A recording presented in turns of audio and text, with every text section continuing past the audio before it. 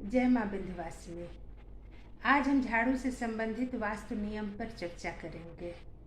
झाड़ू को शास्त्रों में माँ लक्ष्मी का स्वरूप माना गया है। झाड़ू हमारे घर की गंदगी को साफ करके घर को साफ सुथरा और स्वच्छ बनाता है। अतः झाड़ू को खरीदते समय, पुराने झाड़ू को बाहर करते समय और घर में झाड़ू रखने के स्थान का निर्धारण करते समय हमें कुछ नियमों का पालन अवश्य करना चाहिए। आइए अब हम चर्चा करते हैं कि हमें झाड़ू किस दिन और किस पक्ष में खरीदना चाहिए। झाड़ू को खरीदने के लिए सबसे अच्छा दिन माना गया है मंगलवार और शनिवार। इस दिन हमें अपने घर में नया झाड़ू खरीद कर लाना चाहिए। इसी प्रकार शुक्ल पक्ष की बजाय कृष्ण पक्ष में झाड़ू खरीदना चाहिए। यदि बहुत जरूरी हो तो हम शुक्रवार को भी झाड़ू खरीद सकते हैं।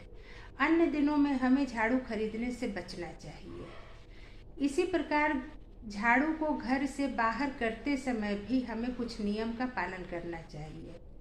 टूटे फूटे और पुराने झाड़ू को बाहर करने के लिए हमें शनिवार और अमावस्या की तिथि का चुनाव करना चाहिए। जब ग्रहण लगा हो तो ग्रहण के बाद भी हम अपने घर के पुराने और टूटे फूटे झाड़ुओं को बाहर कर सकते हैं। अर्थात शनिवार, अमावस्या और ग्रहण के पश्चात हम पुराने और टूटे फूटे झाड़ू को निकाल सकते हैं। भूल कर भी हमें एकादशी, गुरुवार और शुक्रवार को घर से पुराने झाड़ू को बाहर नहीं करना चाहिए। ऐसा करने से माँ लक्ष्मी नाराज होती है। इसी प्रकार घर में लाकर नए झाड़ू को हमें कहाँ रखना चाहिए, इस पर भी ध्यान देना चाहिए।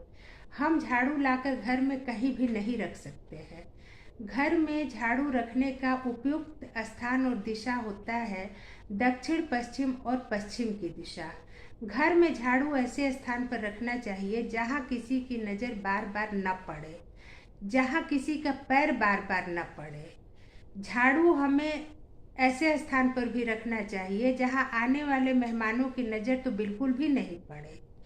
झाड़ू को कभी भी खड़ा करके नहीं रखना चाहिए। ऐसा करने से अनावश्यक रूप से शत्रुओं की संख्या में वृद्धि होती है।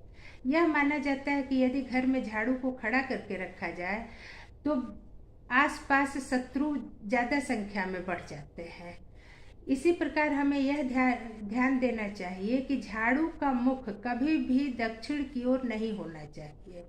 झाड़ू को लेटा कर रखना चाहिए तथा उसका मुख पूर्व या उत्तर दिशा में हो।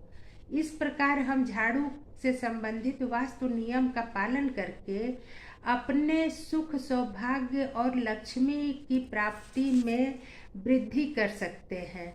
जय माँ लक्ष्मी।